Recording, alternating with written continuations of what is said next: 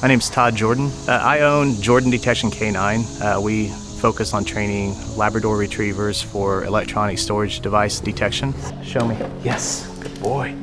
We're in the training barn right now for the K-9s electronic scent detection dogs, and we're in a large training room down here, and then upstairs there are 3 or 4 different rooms that are set up to simulate what a real search would be like in a home. They look like bedrooms or sort of a kitchen area or dining room areas, things like that, so the dogs can have real life scenting opportunities. These dogs are trained to go into search warrants for child exploitation, human trafficking, and they're trained to come in and find electronic devices such as micro SDs, SD cards, thumb drives, anything that people can store media on. That data really is the key to prosecution. We cheer every time we hear that there's been a child rescue, we cheer when there's an arrest, and it's all because of that data.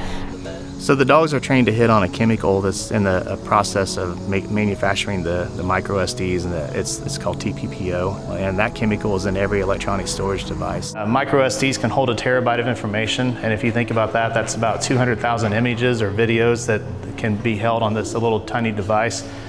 Something that investigators would be easy to miss inside of a search warrant, especially if it's like a hoarder house or anything like that. It's turned in bigger than what I thought it would. It was just, instead of just being a canine training place, now we're bringing in the survivors, and they're actually being a part of the training, and they have an invested interest in what we're doing.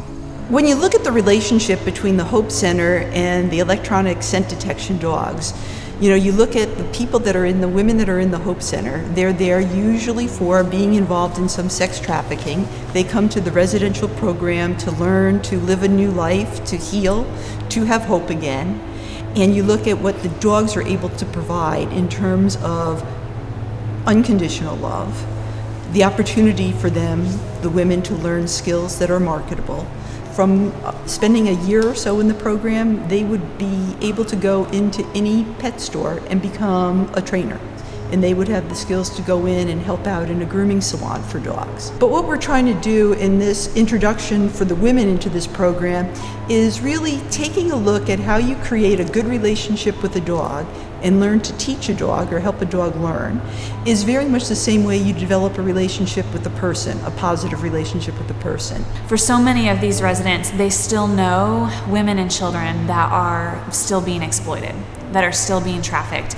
But when they see the dogs and they hear about what the K-9s are doing, it gives them a sense of, we can be part of this. And I remember one of the graduations last year, I was sitting next to one of our residents, and we had shown a video of what some of the dogs were doing and the connection with the K-9s here at the Hope Center. And after the video was over, I looked at the resident and she had tears in her eyes, and I was like, oh, what are you feeling? And she said, I feel proud.